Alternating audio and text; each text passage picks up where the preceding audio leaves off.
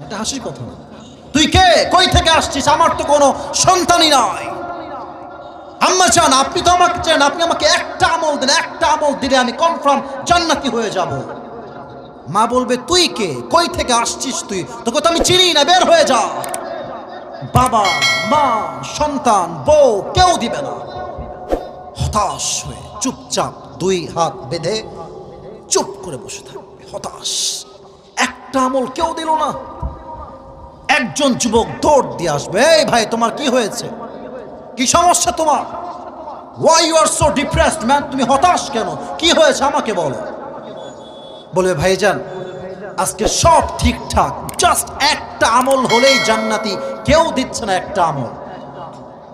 সে যুবক বলে ভাই এই টেনশন নাই, ওই একটা আমল তোমাকে আজকে আমি দান করবো। সুবহানাল্লাহ, জোরে পড়তে পারলেন না আপনারা?